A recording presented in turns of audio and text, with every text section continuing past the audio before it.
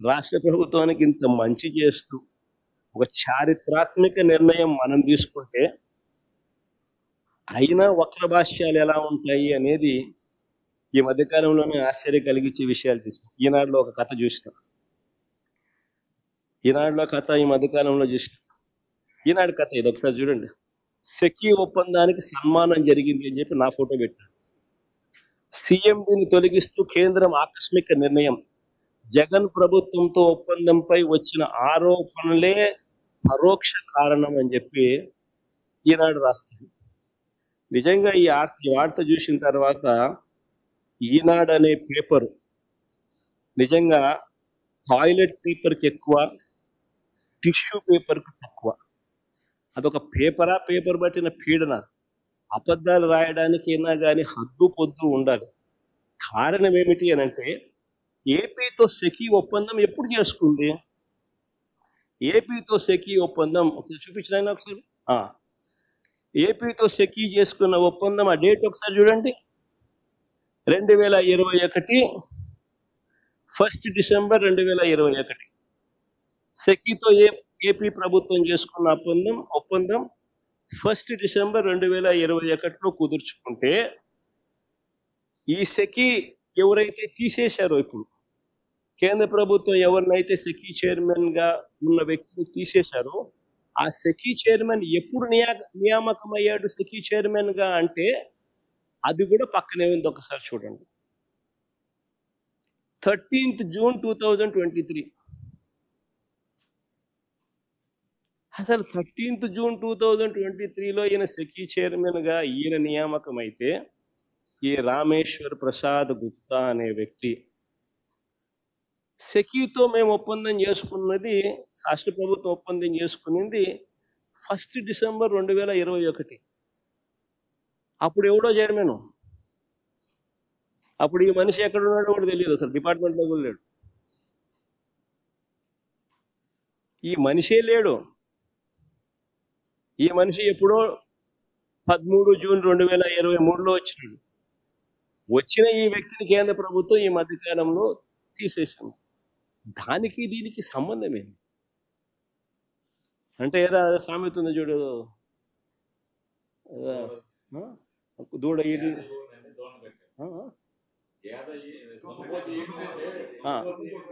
దున్నపోతు ఈనింది అని అంటే దూడను కట్టేసేయండి సార్. దున్నపోతు ఏమైనా ఎలా భర్తీ ఇవ్వగలుగుతుంది? దూడను కట్టేసేయండి. అట్టగా అసలు ఎవడు లేడు, అసలు మనిషే లేడు. ఈయన 2013 జూన్ 2023లో ఈయన వచ్చినాడు. మన ఏపీ గవర్నమెంట్ సెకీతో ఒప్పందం చేసుకుంది 2021 డిసెంబర్లో చేసుకుంది. దానికి దీనికి సంబంధం లేదు. ఈ మనిషిని కేంద్ర ప్రభుత్వం ఇప్పుడు తీసేస్తే, ఈ మనిషి ఈనాడు ముందు బొమ్మ సెకీ ఒప్పందానికి సన్మానం జరిగింది. సీఎండీని తొలగిస్తూ కేంద్రం ఆకస్మిక నిర్ణయం. జగన్ ప్రభుత్వంతో ఒప్పందంపై వచ్చిన ఆరోపణలే పరోక్ష కారణం. అసలు మనుషులేనా వీళ్ళు? ఏమన్నా మాఫియా రాజ్యం ఇది. ఈనాడు, ఒక ఆంధ్రజ్యోతి, ఒక TV5, ఒక చంద్రబాబు. ఇది ఒక పేపర్లో వీళ్ళంతా మీడియా అని చెప్పుకునేదాన్ని సిగ్గుపడాలి వీళ్ళంతా.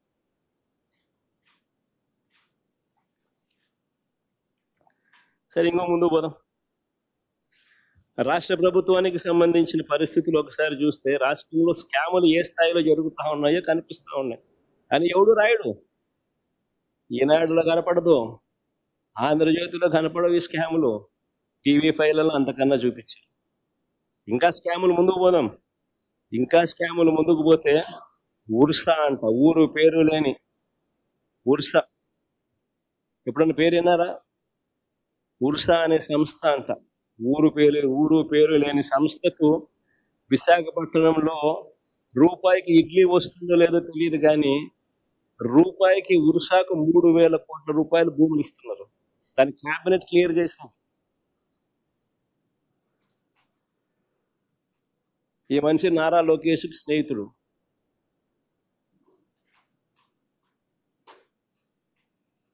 లూలు అంట విశాఖపట్నంలో ఒక మాల్ కట్టడానికి 2,000 కోట్ల రూపాయలు విలువ చేసే భూమిని అప్పనంగా ఉచితంగా చేతిలో పెడతా ఉన్నారు.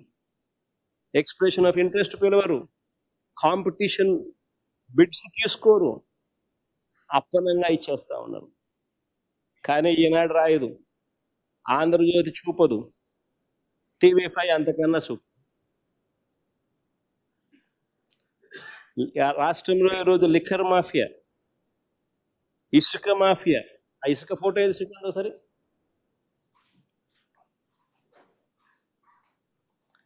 ఈరోజు రాష్ట్రంలో లిక్కర్ మాఫియా, ఇసుక మాఫియా, మట్టి మాఫియా, క్వార్ట్స్, సిలికా, మైనింగ్ స్కాములు, ఇలాంటివి ఎన్నెన్నో. ఇసుక చూడండి ఒకసారి మీరే.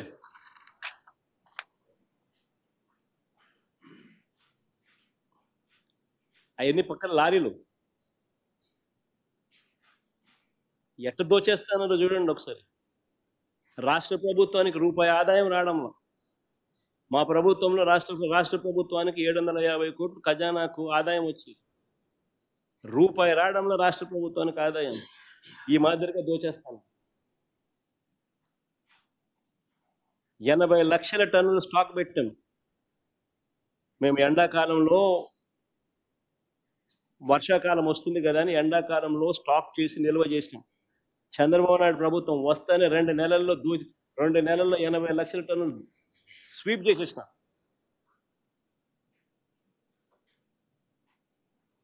చూడండి ఫోటో.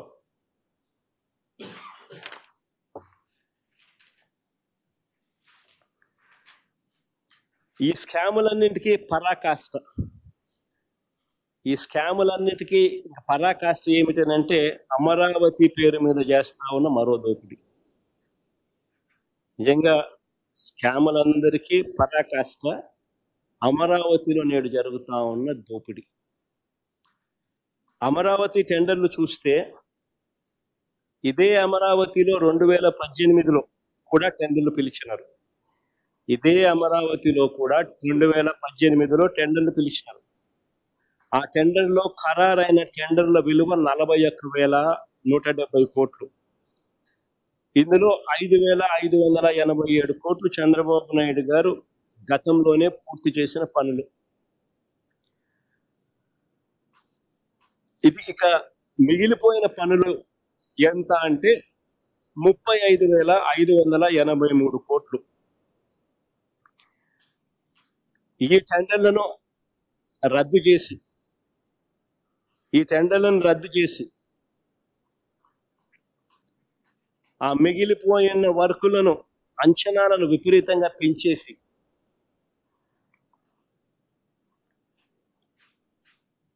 విపరీతంగా దోపిడీ చేస్తా ఉన్నారు.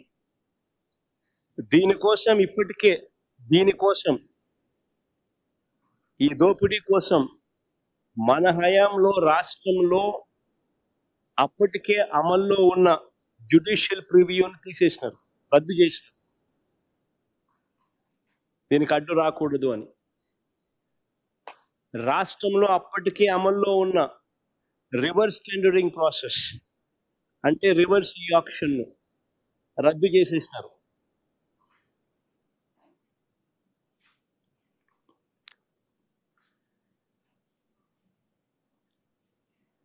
ఈ స్కాములో ఫెసిలిటేట్ చేసుకునే దానికోసం మొబిలైజేషన్ అడ్వాన్స్ మళ్ళీ తీసుకొచ్చినారు. రాష్ట్రంలో మొబిలైజేషన్ అడ్వాన్స్ ఇచ్చే పరిస్థితి లేదు మన ప్రభుత్వంలో 5 సంవత్సరాలలో. వైఎస్ఆర్సీపీ హయాంలో చంద్రబాబు నాయుడు గారు స్కాముల కోసం మళ్ళీ మొబిలైజేషన్ అడ్వాన్స్ మళ్ళీ తీసుకొచ్చారు. 10% ఇస్తున్నాడు, 8% తీసుకుంటున్నాడు.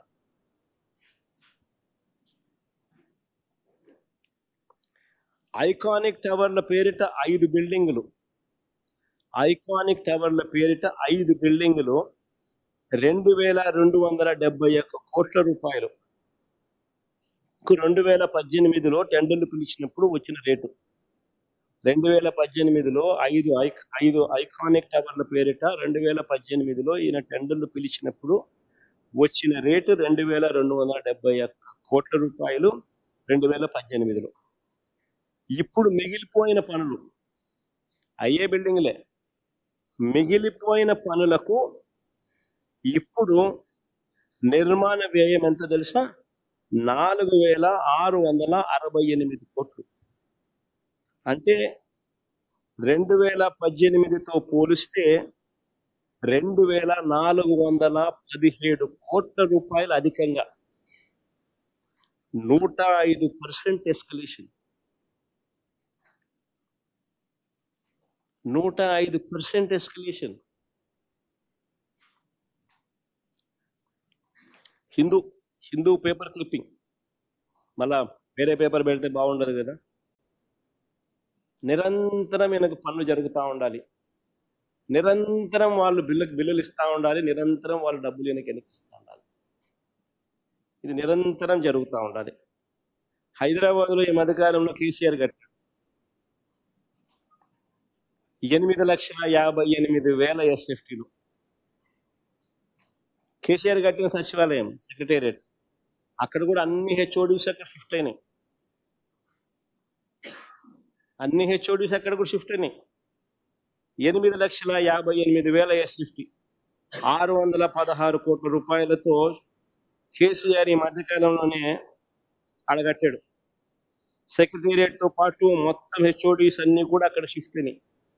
మరి నేను అడుగుతా ఉన్నా, 8,58,000 అంటే సరేలే పోనీలే, 6 లక్షలు కాకపోతే 8,58,000 పెడతా ఉన్నాడు, సరేలే పోనీలే అనుకోవచ్చు. కానీ 53,57,000 ఎస్ఎఫ్టీ ఏంది స్వామి?